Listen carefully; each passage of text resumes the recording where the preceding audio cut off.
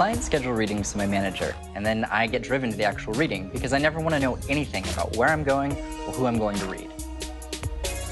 Do you ever get ones with attitude? Yeah. Do you? Oh. And some are more evolved in their understanding of their life, and others less so. The ones that are kind of less evolved in those processes can sometimes still hold on to more human, traits. Traits, yeah. But it's more of a process of just kind of like stripping the ego, stripping the conditioning that you got in your life. That's the thing I think that stunts them on it. Like, but what were they doing then on the other side? Like, are they just hanging around? Are they just, why are they still there? And what do they look like? And so people can't grasp it. And all of those questions revolve around physicality. Like, Exactly. What do they look like? What are they doing? In reality, the other side is not like this side. Yeah. Charlie is one of my closest friends, and I'm so lucky to get to have her be my manager's assistant. She takes me to readings and makes sure that I don't get too caught up in my own head, and has me laughing along the way. There you go. I'll see you. Good luck. See you in a bit.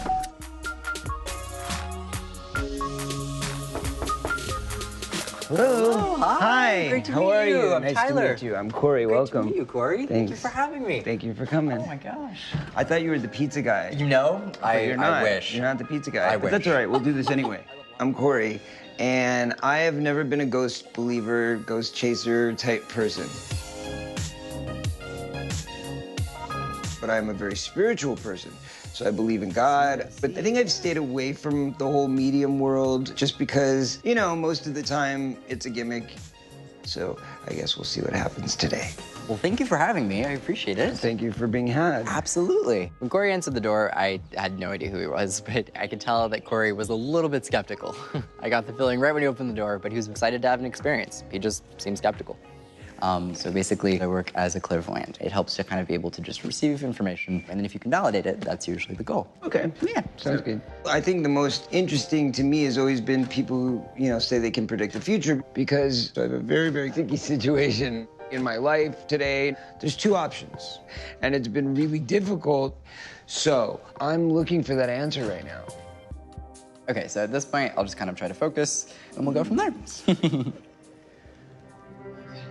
I have 3 people I'm wanting to highlight. Okay, I have about 3 people that I'm going to bring forward. I do have a woman that comes through, very much so as like a maternal type of an energy. And that's definitely a family connection. And when she comes through, one of the roles she's acknowledging is a feeling of, because of maybe some of the men in the family dealing with some issues, she had to take on a lot of roles and do a lot and have a lot of responsibilities. Do you know where the alcoholic man would have been in family, to your knowledge? And that's coming through. I got them both. Okay. You're right on the money. Perfect. So I feel like I have to kind of highlight that. I'm gonna run upstairs, and I'm gonna grab this one item real fast. Okay. I mean, there's no question that things were coming through to him, so. I brought a couple objects from a couple people who have passed on. One is 100% authentic, World War II jacket. I'm not gonna need much explaining on this one. Right, I would say so. Complete with a Purple Heart. Right. Which means he killed a lot of Nazis. That's so interesting. Okay. All right, so pretty clearly I feel like I have to talk about like an alcoholic male and just that interaction in life, but there's a feeling basically that alcoholism may have been a dynamic that like affected a relationship. You got it right on the head. And what a hard relationship. My grandfather, who's probably who you're talking about, Right. he was a daily drinker, Right. which could have provoked a lot of the abuse cycle that he created within the family. Right, that's a good way to put it when it comes to grandma. And I think in her coming through and kind of acknowledging that he had some of these issues, it's more so an acknowledgement of the fact that these situations have been resolved on the other side. I believe that when we pass away, we gain a lot of perspective. And in these understandings, people kind of come through and are like, now I have this awareness, and that's oftentimes why they'll share it. So is that the grandfather? That is the grandfather. That makes sense. Wow. Oh, funny enough, when I'm holding on to this, I have to talk about the 2 brothers, but like, do you know if he had a brother? Yep. Okay. And then there's a reference. He had 2 brothers. Okay, cool. I have to talk about one of them.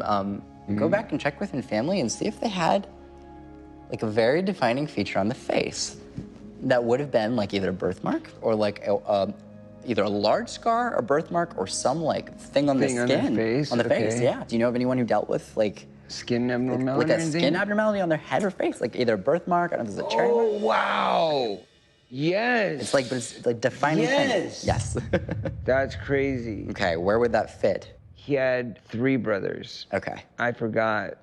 There was brother Al, who I believe was his older brother. Okay. And Al had a birthmark on his head. Okay, so that's interesting. I feel like that's their way of reminding, like, hey, there's another brother. Easy. So please know that. That's crazy. I had totally forgot about his brother Alan. And then I remember he had kind of that big brown spot in the middle of his forehead, and I went, that's it. That was a crazy one, because there's no way anybody would have known that. Nobody. So fascinating. Thank you. Absolutely, thank you. Do you have any other objects for me to hold on to? I do. Okay, great. Is this one. Ooh, great. There you go. Awesome. Okay, we'll see what comes through. Okay. There's a younger energy that's coming through, not family, but references to a lot of damage in the lungs because I'm referencing to fluid in the lungs. Now, fluid in the lungs is usually something we see in older people who get pneumonia, who get, whatever. Pneumonia makes sense. Okay. But then I also have to talk about, I have 2 drug overdoses coming through. The way I would put this, this is really confusing because for being an adult, there's a childlike quality in their life and how they were. I'm gonna get additional details. Me and a few of my friends have a tendency to not grow up. Right. We all started working very young, right? So right. It's very hard to let go of your youth when you grow up as an adult. Right. You're expected to have adult responsibilities at a very young age. Right. Things like that. So it's weird that on the other side he comes through embracing this childlike quality and embracing how he really was. But in life, he's acknowledging that this would have been a disservice, that in being like a child, he would have been taken advantage of, and this is in the way that this pops in. But what's strange is that he's acknowledging that he had opportunities where it was clear that he knew that there was manipulation happening, and I don't know in what context. But he was still kind of naive, still, I don't know in the way to describe this. If someone in a career sense hurts us or manipulates us, generally we're able to, acknowledge it, see it, and then get out of it. The feeling is that I can't get out of it, even though I know this isn't right, this is still happening. But it would have repeated. It's not there's one person I'm blaming as much as there's multiple instances of kind of what I feels like trauma to some extent, but I don't know why he was stuck in this. Well, then I know who you're talking about. What is this? There's a reference to getting up to get a glass. I have a glass in my hand, and I'm thirsty, and then I died of a drug overdose and passed very quickly. You're talking about Corey Haim. Corey Haim? There's no question that Corey Haim was coming through to him, but I don't think Tyler knew who Corey Haim was. I don't know who that would be referencing to. Okay. You don't know, really? Yeah. But my best friend was Corey Haim. Yeah, it was the 2 Coreys. Yeah. It all makes perfect sense, really, what you just described. Okay. Yeah. I believe it was the day that he passed away when I came to the house, and I was very upset. His mom told me the story of his death. She told me that he wasn't feeling well, and he said all of a sudden, I'm gonna get up and get a drink of water. And he just got up, and then all of a sudden just kind of started stumbling around, and he's like, Mom, I don't feel well, and then he just laid back down and died.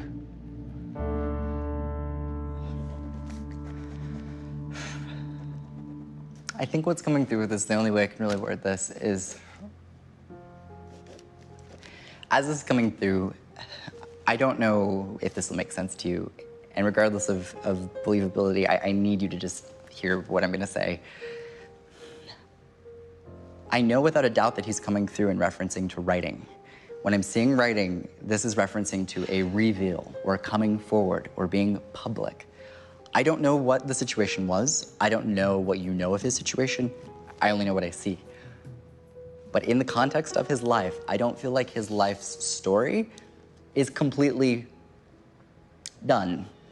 I don't believe that his life story is completely resolved in what has been expressed to the world from his perspective. And he knows that something can be done to fill in those pieces of his life.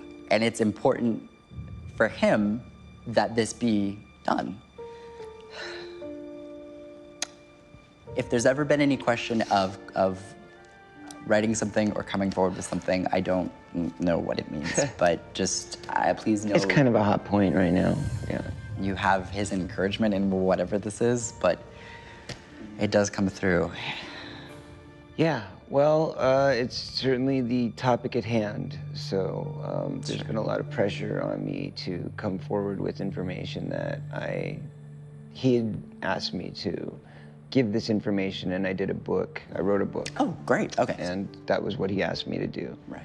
Unfortunately, when I wrote the book, I was not able to put forth all of the information that I would have liked. Right. So it was beyond my control. Sure. That said, we are planning on making a film of that same story, but again, I imagine we would have to consider the same legal boundaries. Right. It's a tremendous burden. It's a tremendous burden.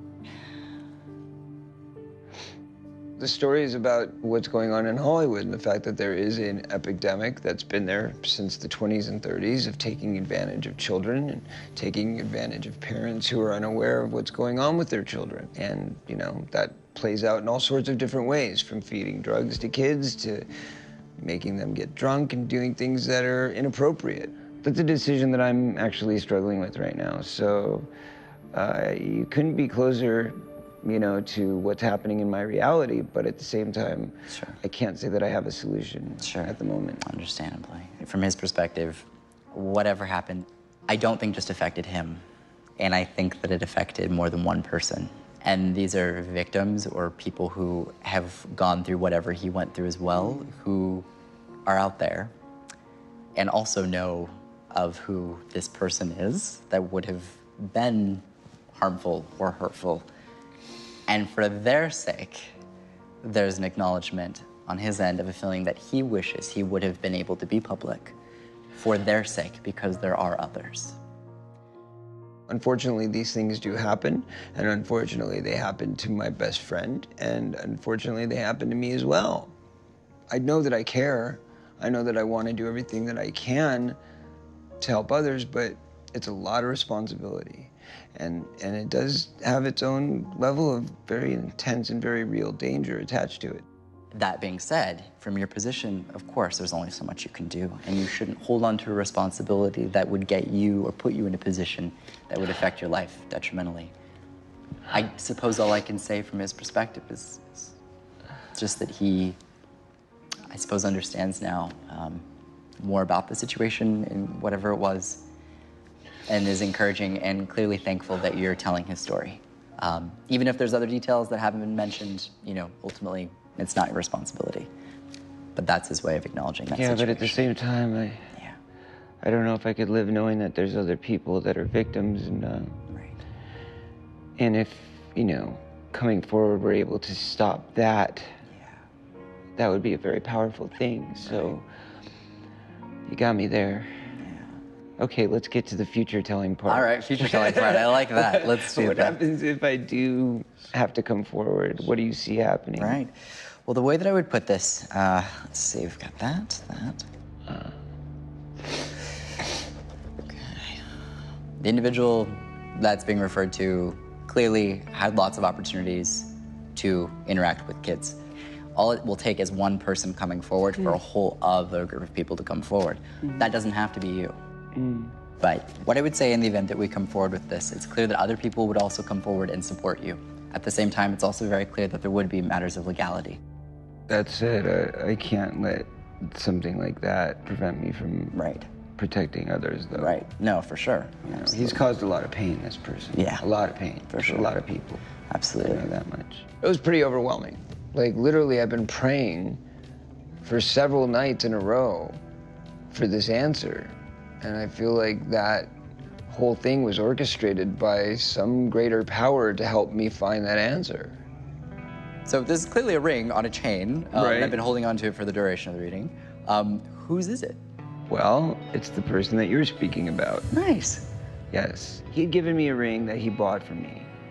And he had one just like it. And it was kind of like our little best friend ring thing. can only imagine what you've been through, and you are such a strong person. And, thank you. I appreciate you being open. I really thank you. I can't say that I was really ready for what you would come up with, because it's everything that's going on with me right now is really right on the money and to a frightening level. No, I understand. I must say. He's got some spiritual connections, there's no question. Just kind of a sense of freedom, really. He was reaching right into my brain and picking out each little piece of it and putting it together, and I was like, what? Yeah. That was interesting, folks. That was definitely an emotional afternoon. A very inspiring and emotional afternoon.